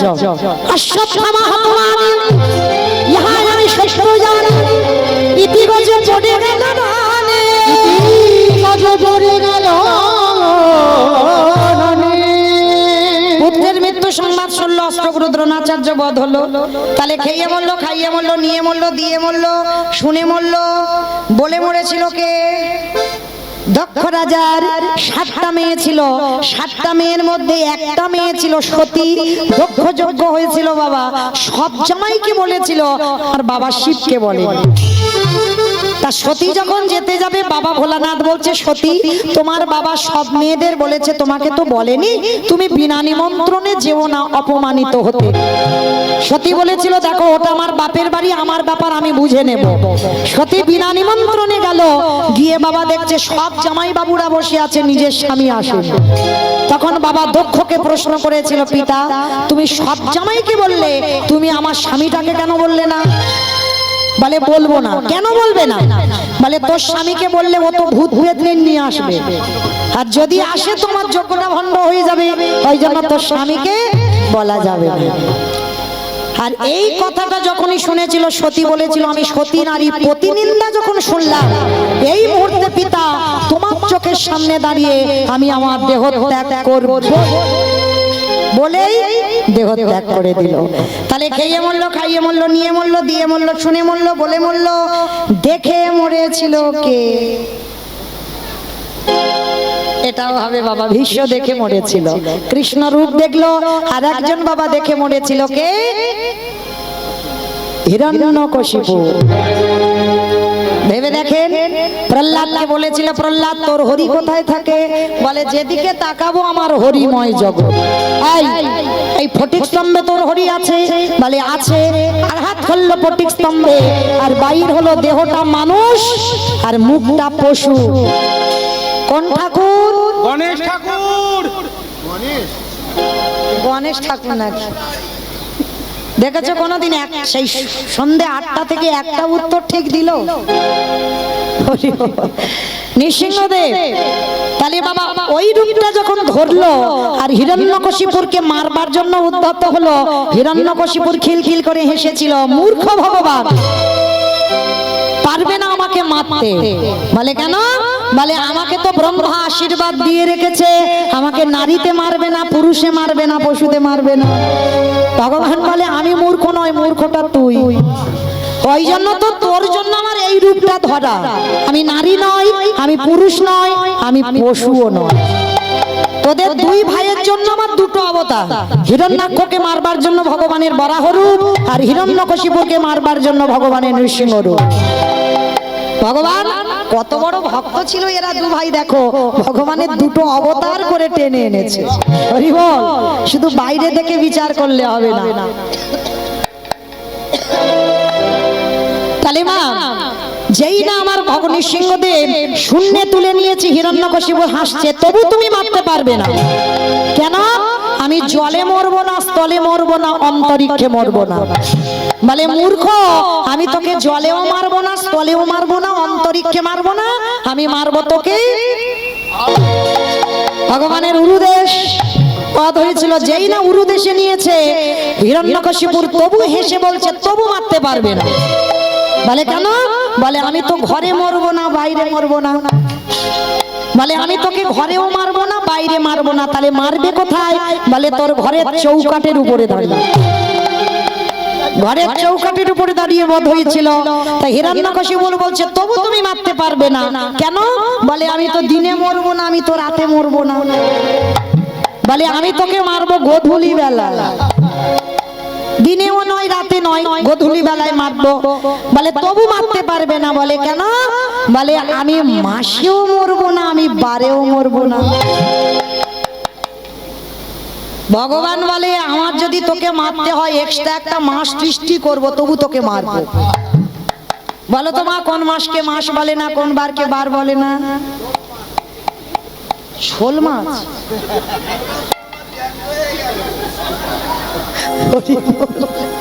রাধে, কোন মাসকে বলো? মাস বলে না, বার বলে না, পুরুষোত্তম মাস। বাহ, হরি বল। হিরণ্যকশিপুর বলেছিল মূর্খ, আমি তোর জন্য একটা এক্সট্রা মাস সৃষ্টি করব, যেটা হচ্ছে পুরুষোত্তম মাস, মল মাস। এই হিরণ্যকশিপুর বধ হয়েছিল মল মাসে। আর ওই মল মাসে বাবা একেবারে শূন্যে তুলে নিয়ে বক্ষটা বিদীর্ণ করে দিল। ওই রূপটা দেখে হিরণ্যকশিপুর বধ হলো। তাহলে খেয়ে মরলো, খাইয়ে মরলো, নিয়ে মরলো, দিয়ে মরলো, শুনে মরলো, বলে মরলো, দেখে মরলো। আর একটা বাকি আছে, ভালোবেসে মরেছিল কে? আমি বলবো, বলো। ঋতুপর্ণা। ও, সে এখনো মরেনি তো। বকুল পিয়াকে মরে। ওটা তো সিনেমা। মামা আমি বলেছি গ্রন্থের বাইরে একটা কথা যাবে না, ও তো বাইরে চলে যাচ্ছে। তাহলে শাস্ত্রের ভিতরে থাকতে হবে। ভালোবেসে মরেছিল রাজা দশরথ। কাকে ভালোবেসেছিল গো? রামকে নয়, কইকেয়ীকে। কইকেয়ী মাকে ভালোবেসেছিল। আর কইকেয়ী মাকে ভালোবাসতে গিয়ে বাবা দুটো বর কায়দা করে চাইল। প্রথমবারই ভরত রাজা হবে, দ্বিতীয়বারে রামে যাবে 14 বছর বনে। আরে যখন রামে বনবাসী হলো, দশরথ কেঁদে কেঁদে অন্ধ হয়ে গেল। আর বিছানা সজ্জা হয়ে দশরথ কেঁদে কেঁদে একটা কথা বলে গেল। মরার আগে একটা কথা বলে গেল, বলবো?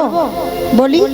আমাদের জন্য নয়, আমার দাদা ভাই বাবা ঠাকুর যারা বিয়ে করেছে, সংসার করেছে, যারা করনি তারা বেঁচে গেছো, আর যারা করেছো তাদের জন্য দশরথ একটা কথা বলে গেল। কি কথা জানো? ওরে কলির জ্ঞানন্ধজি, এই যে আজকের আমি আমার বউকে ভালোবেসে যে দুর্গতি হলো, তাই তোদেরকে বলে যাই তোরা যেন আমার মতো কেউ বউকে ভালোবাসিস না। তবে ভালোবাস, খবরদার বউ যেন মাথায় চড়ে না বসে। আর যাদের যাদের বউ মাথায় চড়ে বসবে, মনে রেখো তাদের দশা আমার মতো হবে। ওরাই বলো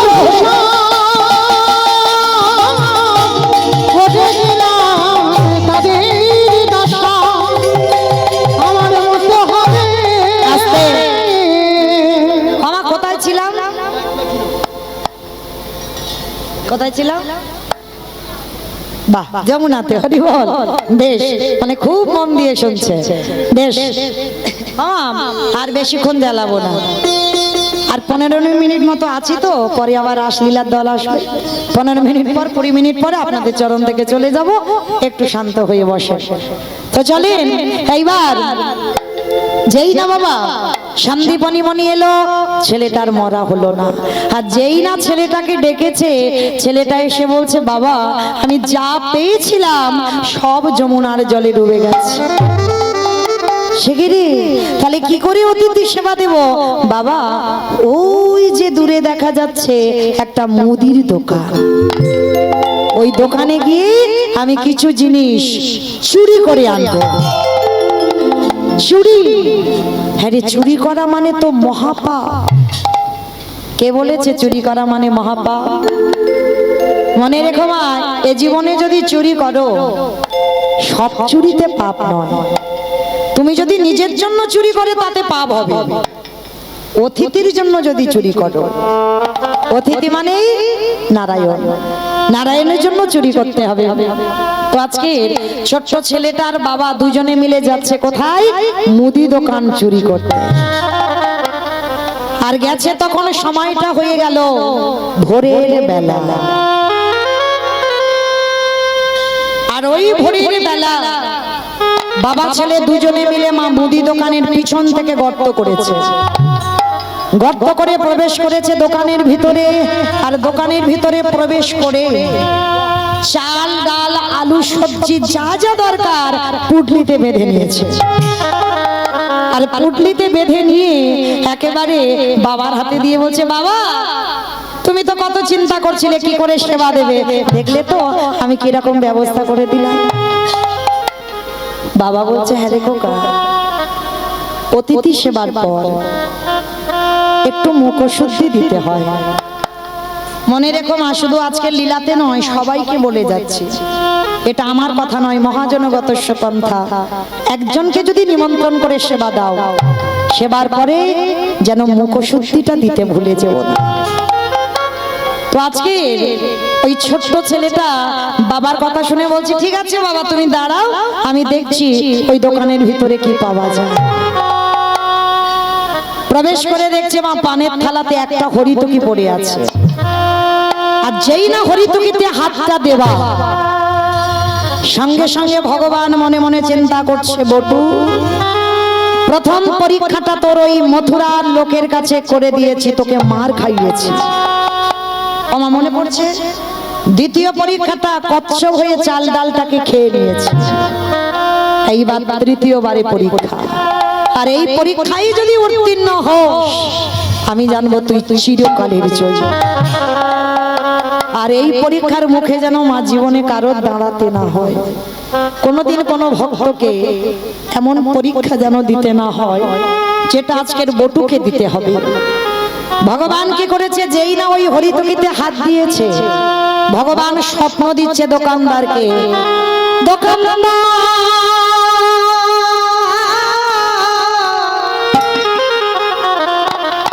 তুমি এমন করে কালে নিদ্রায় ঘুমায় না, চেয়ে দেখো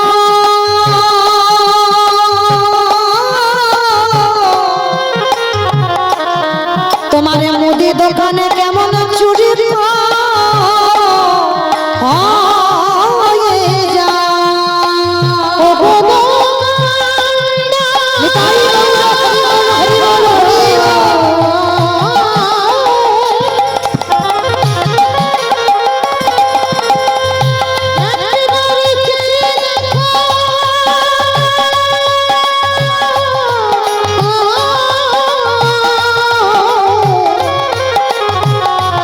তোমার মুদি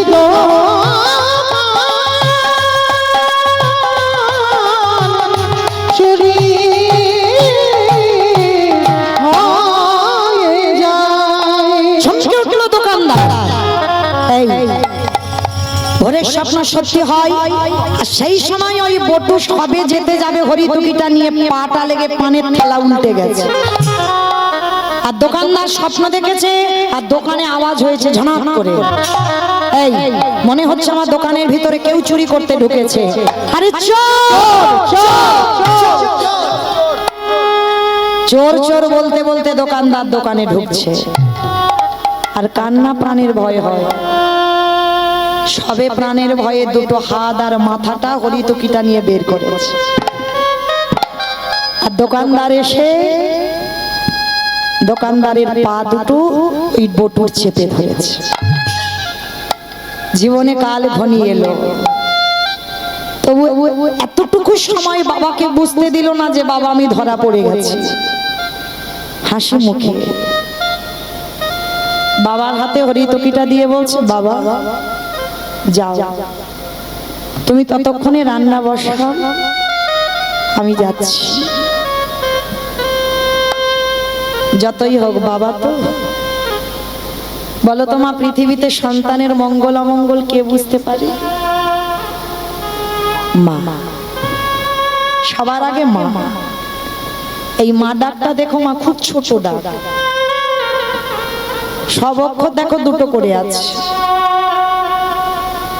মা ডাকটা একটা অক্ষর। মা নামে সুধা ঝরে, মা নামে সুধা খরে, মা বড় সুধার সমান, ডাকিলে জুড়াই আইসে পড়ান। এই মা শব্দটা বললে হৃদয়টা দুলে ওঠে, দেখবে। আর যার মা চলে যায় তার চারিদিকটা সব অন্ধকার হয়ে যায়, কারণ তোমার মায়ের মতো করে আর কেউ কোনোদিন তোমায় ভালোবাসে।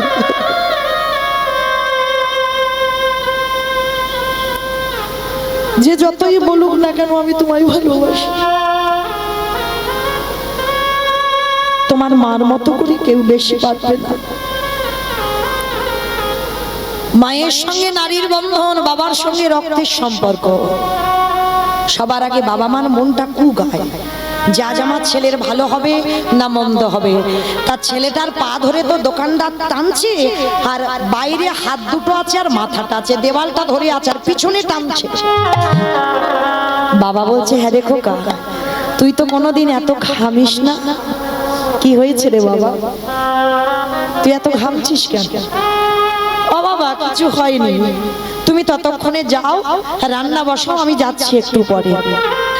না, দুজনে একসঙ্গে এসেছি, একসঙ্গে যাব, তুই আমাকে আগে যেতে বলছিস কেন খোকা? সেই তো আমরা বাবাটা চোর হলাম, তাহলে দুজনেই একসঙ্গে এসেছি, একসঙ্গে যাব।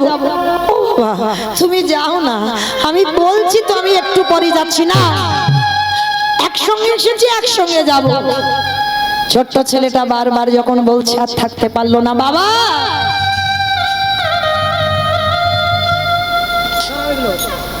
আর মনে হয় তোমার সঙ্গে আমার যাওয়া হবে না। কেন কেন তুই আমার সঙ্গে যাবি না? কার সঙ্গে যাবি? যাবো কি করে?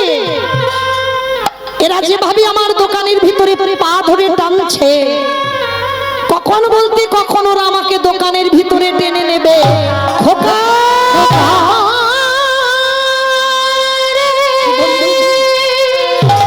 কি বললি তুই?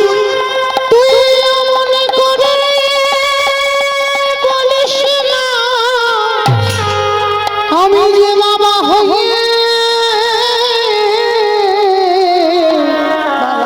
সহিতে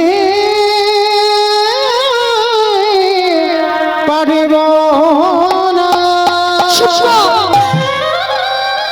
বারবার আমি তোকে নিষেধ করেছিলাম, তুই পারবি না চুরি করতে, তুই ধরা পড়বি। আর সেইটাই হলো। সকাল হলে সবাই বলবে তুই চোর, আমি চোরের বাবা। এই বদনাম আমি নিতে পারবো না, তার থেকে আমি আমার জীবনটা যমুনার জলে ত্যাগ করব না। না বাবা, না, অন্যায় আমি করেছি, দোষ আমি করেছি, শাস্তিটাও আমি পাবো। শোনো বাবা, কাল সকালে যাতে কেউ বুঝতে না পারে আমি চোর, তুমি আমার বাবা, তার বিনিময়ে তুমি একটা কাজ করবে। বল বাবা, বল। কিন্তু আমি চোরের বাবা হব না। বল কি করতে হবে? শোনো বাবা, কাল সকালে যাতে কেউ জানতে না পারে আমি চোর, তুমি বাবা, তার বিনিময়ে ওই যে অস্ত্রটা দিয়ে তুমি গর্ত করেছো, ওই অস্ত্রটা হাতে তুলে নাও।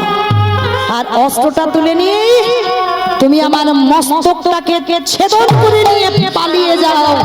চুপ চুপ চুপ, ছোট মুখে যেটা এলো বলে দিলি।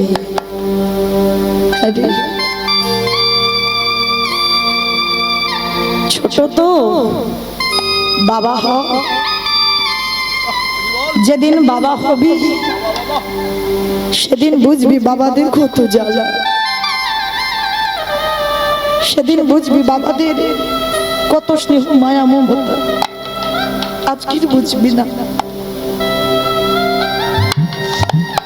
ওরে, এ জগতে কোনো বাবা মা পারে রে নিজ পুত্রকে বলি